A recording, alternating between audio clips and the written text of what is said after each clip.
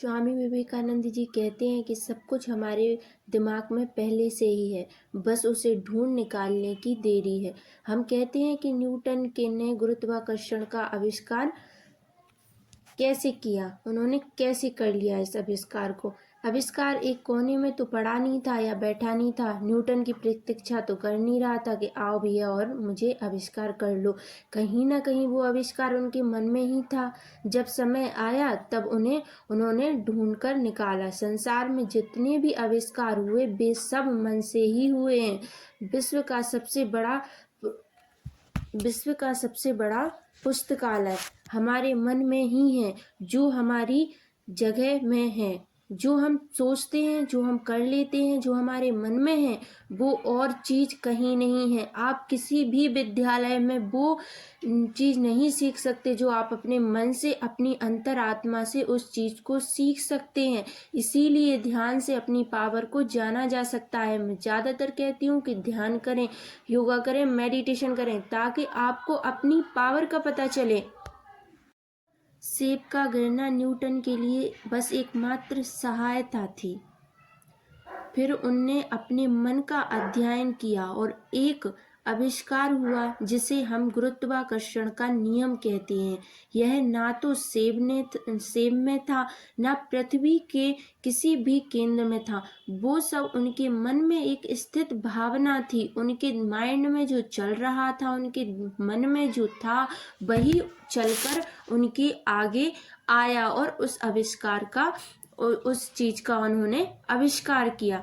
उसी तरह हम होते हैं। जब तक हमें अपनी शक्ति पता ना हो, हमें अपनी पावर पता ना हो, हम ये नहीं जानते कि हम अंतरात्मा में हैं क्या। देखिए, शरीर को जीना एक जीवन का काम है, लेकिन शरीर से भी एक परे है, वो है हमारी आत्मा। उस आत्मा को हम जिस डायरेक्शन में जैसे जीते हैं आज के टाइम में, हालांकि उस आत्मा पर इतना कोई ध्यान नहीं देता। हम उसको सिर्फ अपने बाहरी जीवन को जी रहे हैं, लेकिन ध्यान के थ्रू हम अपनी पावर को भी जानते हैं, हम अपनी अंतर आत्मा से भी मिलते हैं और आत्मा से मिलकर हम उस परमात्मा तक भी पहुंच जाते हैं। इसीलिए हमें ना सिर्फ अपने लिए जीना है, बल्कि दूसरों के लिए भी जीना है, उनका भी भला करना है और अपनी अंतरात्मा को जानते हुए उस परमात्मा से भी मिलना है। इसीलिए हमें ध्यान की शुरुआत जरूर करनी है और ध्यान अपने जीवन में जरूर करना है। क्योंकि ध्यान से ना सिर्फ हम अपनी पावर जानते हैं, बल्कि इस आत्मा से उस परमात्मा तक भी पहुंच जाते हैं। देखिए, ज्ञान चाहे व्यवहारिक हो या सामाजिक हो, सब मनुष्य के अंदर ही बसा हुआ है। बस इंसान को उसे खोजने की जरूरत है, उसे जानने की जरूरत है। मन धीरे धीरे खुलता है और मनुष्य को ज्ञान होता है, उसे ज्ञानी कहते हैं।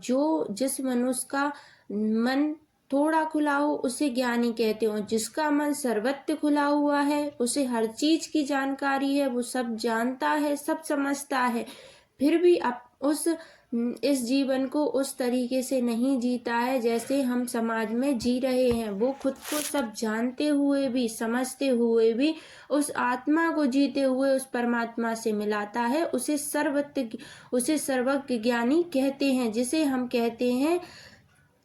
जिसे हम अपनी भाषा में स्वामी विवेकानंद, हरिश्चंद्र ऐसे नाम देते हैं। वो ही तो है। ऐसा जीवन किस काम का जिस जीवन में त्याग ना हो, बलिदान ना हो। मानव तो वही है जिसके जीवन में त्याग, बलिदान जैसी भावनाएं हैं। हम अपना जीवन जीते हैं और जी के चले जाते हैं। मैक्सिमम हमारा जीवन है ही कितना, 60-70 साल का, उसमें भी 25 साल हम निकाल देते हैं।